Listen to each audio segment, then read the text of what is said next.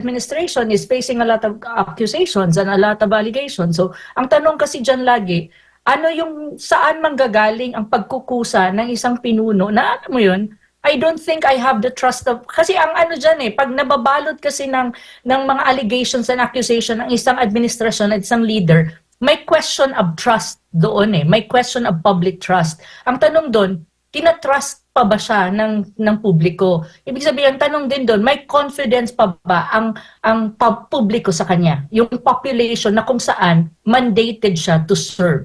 Maybe wala na. So may ganon pero nasa tao kasi yan nasa sense of delicadeza yan ng isang leader. Kung nakikita, at saka nasa isang leader yan kung may wisdom ka of what you need to do and what is good for the country and even what is good for you.